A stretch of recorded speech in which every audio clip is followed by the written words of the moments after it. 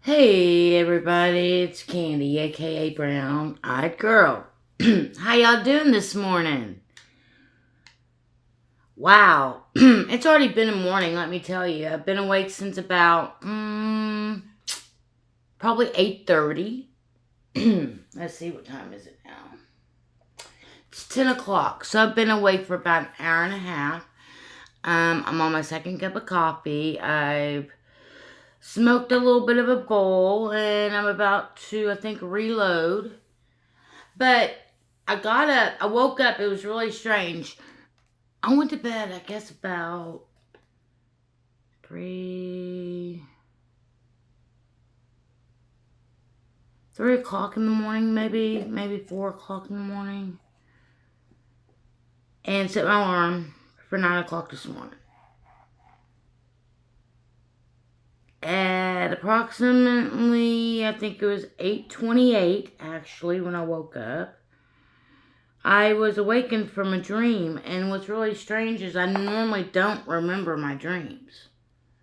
But here lately, I've been having memories of dreams at sporadic times throughout the day.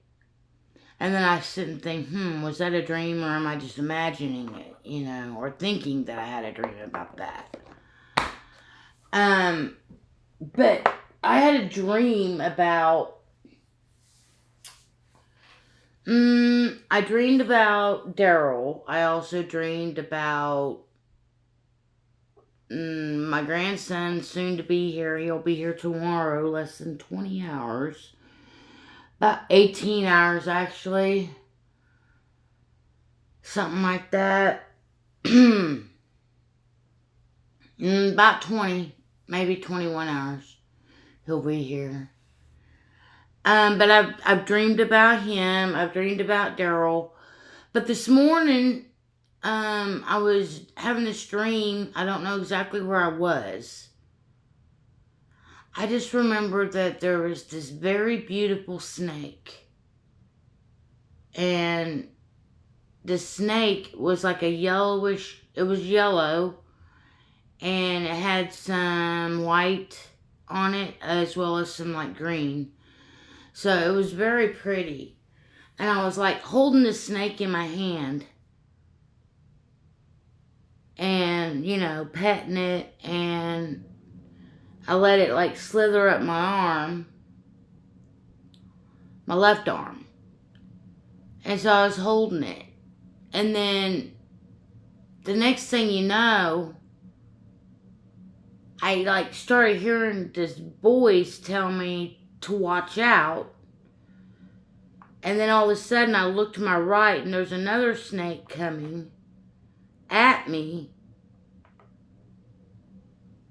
It was basically kind of the same color, but a little bit different. And then both snakes like intertwined with each other. And one snake head, which was on my left side, went to my right thumb. And the snake that was on the right side went to my left thumb. And they both like attacked my thumbs at the same time. But not like viping at them, but just basically putting their mouth on my thumb. And that's what woke me up. And I was like, whoa. I didn't write it down, but now I have a little bit of a journal of it. I've been having a lot of experiences lately. Yesterday at work, I got this feeling in my stomach. My stomach knotted up. It knotted up to the point where I just wanted to lay in the fetal position. And it was like a major type of cramp or contraction. That's what it reminded me of. Because it lasted for like, a few seconds to a minute or so, and then it was gone. But after that feeling surpassed, then my face got very hot, as well as the rest of my body. And then I felt like I was about to pass out.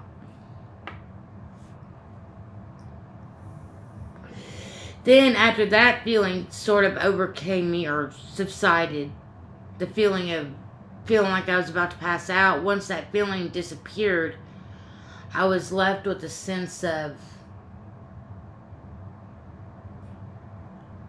I felt like I was experiencing a panic attack or an anxiety attack of some sort. I just felt off kilter all day, and there's not really any word to describe it exactly. That's why I'm using a variation of words, a variety of words, and trying to describe how I actually was feeling.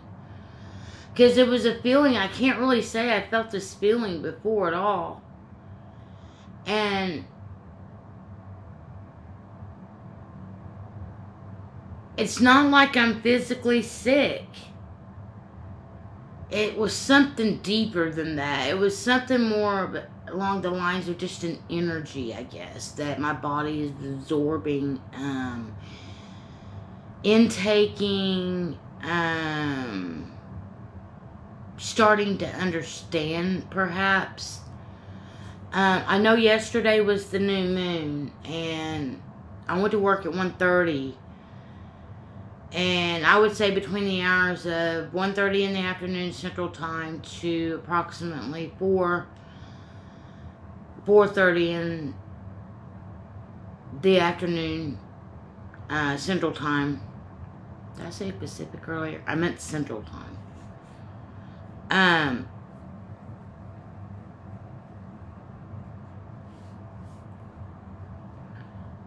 I felt this sensation occur 3 times. And at first I wanted to go home. I wanted to go home all night. I just didn't want to be there. But yes, I had this sensation. I wanted to go home, but unfortunately I was the closer, and the other people that I was working with last night are teenagers, and by law they had to be out of there by 9 o'clock at night. I don't know if it's by law, but that's the company policy, I suppose, that teenagers have to be off work by 9 o'clock. And that's what time we close anyway, so they aren't allowed to stay with the manager. So they need an adult 18 or over to be there. With the closing manager, so the last cashier basically goes and does the last of the duties of the night, which is clean the bathroom and the break room usually. I usually clean the break room if I'm closing around 8:30, and then at 9 o'clock, once my register's counted down, then I go and clean the bathrooms, everything that's concerned with that. And then I'll come back up front, and usually, depending on who the manager is, depends on how quickly we're getting out the door. The last couple of times I've closed, I haven't really clocked out until about 10 till 10, because the manager that's closing is fairly new at her job. She's basically just getting out of training. So she's just now starting to get a routine down, I suppose, and how to close and what works best for her. And I don't want to rush her. I don't want to make her have any mistakes. So I basically just chill out and hang out on my phone and whatnot. But yes, anyways, that's basically my job. And yeah, I didn't want to be there.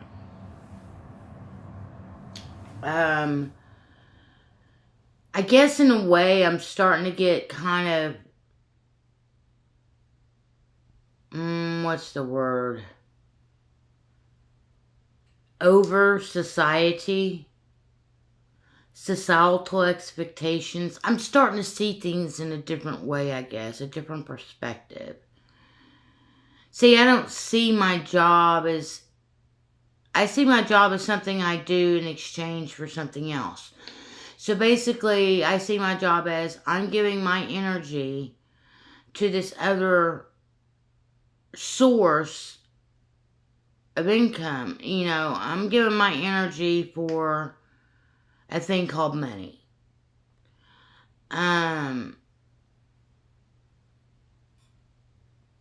It's basically bartering, if you want to look at it.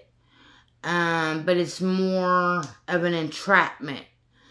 That's why they got rid of the bartering system back in the day, because with the bartering system, it gave the people more freedom to really do what they wanted to do and to live their lives the way they needed to live their lives. Especially, like, say, if you had a community of people and you had one person that raised cows and you had one person that raised pigs. Well, the person with the cows would get tired of eating beef all the time, just like the person with the pigs would get tired of eating pork all the time. And then you got people with chickens, they get tired of eating chicken all the time. So you have an exchange system going on. You exchange your beef for chicken and pork, or you exchange your chicken for beef and pork, or you exchange your pork for beef and chicken. That's just an example. Fruits can be utilized. Vegetables can be utilized. Services can be utilized. Any type of energy exchange could be bartered. And that's basically what we're doing now. We're still bartering, because this is basically all about exchange of energy. Because energy is all there truly is. It's just in different forms. And it just so happens to be in this realm that we're in. Energy is visual as well. I'm starting to really feel like we're in a holographic reality. That, yeah, it appears real, but is it real? Or are we somewhere else playing this game called life? Is it a game, or is this reality, Personally, I'm starting to feel like it's a game to a certain extent. But I don't feel like it's a game of win and lose. A game of good versus evil. Even though on the outside that's how it appears to be. But that doesn't necessarily mean that's how I believe.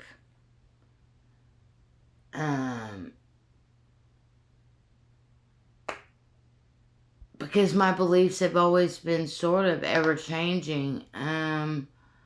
Now it seems like my beliefs are starting to change at a quicker rate to a certain extent. But I can remember a time, I would say from 2009 to probably 2012. That 3-year span. Well, 2009, 2010, 2011, and all of 2012. So about 4 years. In that time span, I went from being what I deemed myself as a Christian, because that's how I was raised, to becoming a star seeder, to becoming a new ager, to becoming a spiritual person, to becoming a, you name it.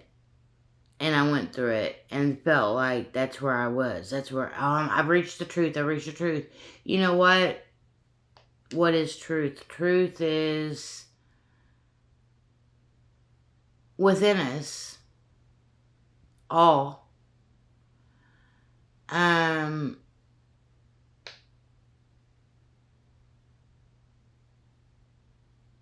But there's so many things I could talk about, that subject matters that I've encountered just over the last 24 hours that have really gotten my wheels to turning upstairs.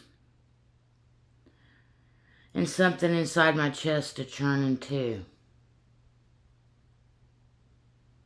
And I don't see myself in the same position that I was in yesterday morning when I awakened to start my day. I definitely don't look at life now the way I did yesterday morning. Something has happened, yet I can't explain it. But I feel it. I feel it internally. I feel it physically in my body. Yesterday, when I was having that experience that I was talking about earlier, one of the other things that I was feeling after having those episodes was a burning all the way from the base of my tailbone all the way up into the base of my neck. A burning sensation of energy, I guess, up and down my spine. A lot of people say that's the Kundalini energy, the serpent energy. And I had that dream about the coiled serpents, each head sucking the opposite thumb in which hand it was being held. So I know that it's some sort of symbolism, you know. And I do believe that something's definitely taking place and something's definitely happening. And not just to me, but to many, many, many others. But I feel like it's all on different levels. We're all on different levels for sure. And I guess that's why I kind of feel like we're in a game, because it's a different level. It's like multi-level playing. One person can be at level 1 and another person can be at level 8. They're at different levels in the game. And in different places in the game. But they're in the same game. They just don't know it. Like the people on level 1 don't realize there's people on other levels. Maybe they might not consciously realize it, but they subconsciously realize it. It's hard to explain. I'm not much of a gamer, so... Even though I used to play games when I was younger, you know, in the late 70s, early 80s, I had Atari games. And I used to go to the arcade at the malls or wherever there was arcades, you know, and go in and play, you know, Pac-Man or Centipede or Frogger or pinball machines, air hockey, skeet ball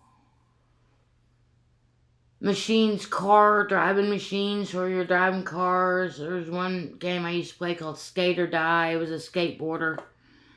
Usually it was the bees that was coming after him. And if he couldn't get away, the bees would get him.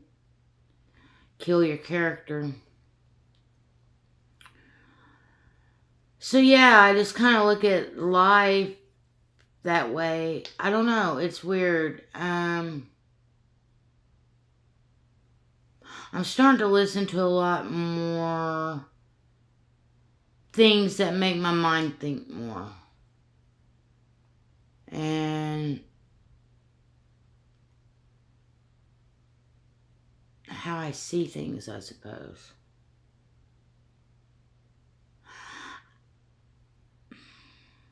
Yeah. I had somebody say that I drop knowledge, truth bombs.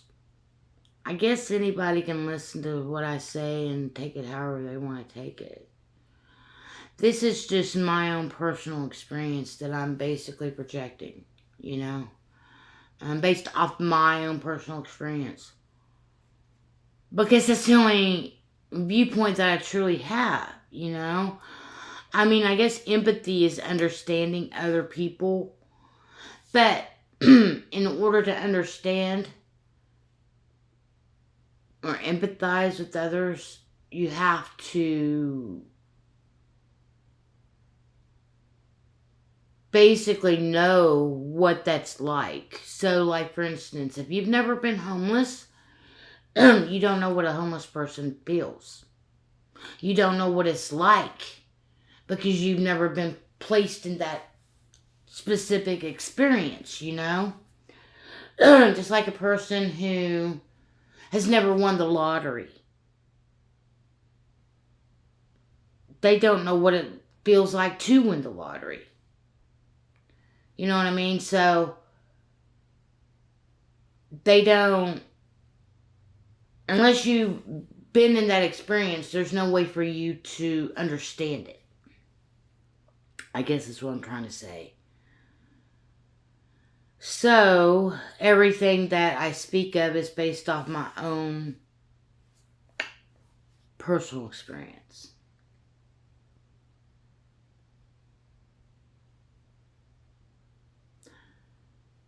My grandson's getting ready to be here.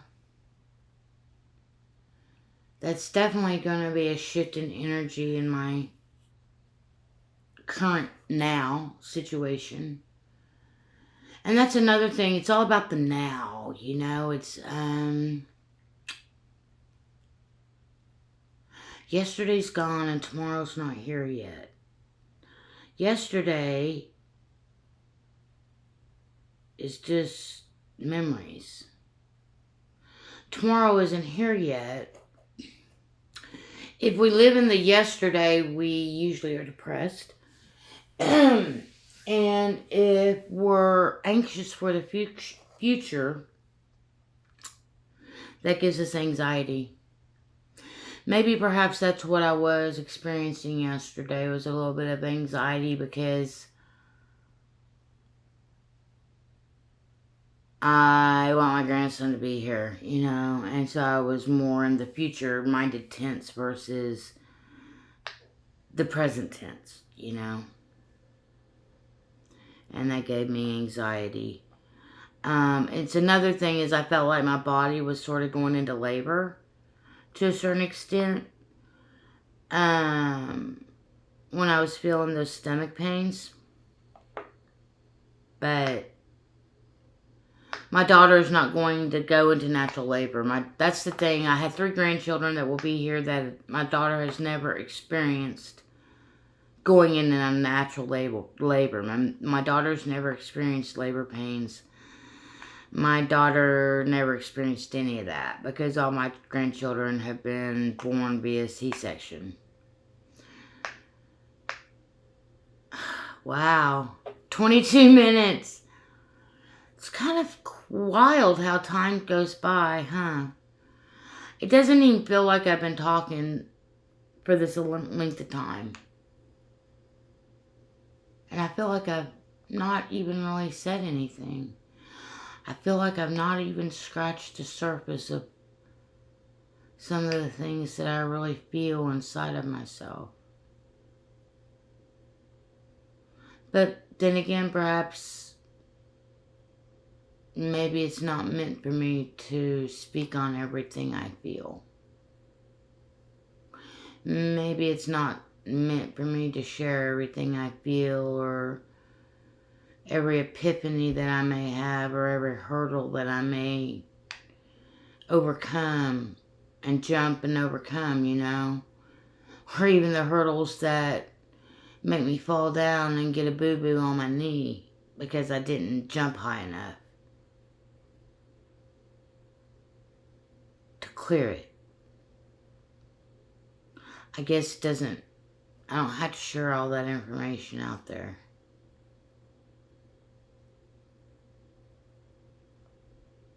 Anyways, I think that's enough for now, and if I feel led to make another video later, I will. In the meantime, y'all have a blessed day, night, wherever you may be, and take care, and peace, love, hugs, and nugs.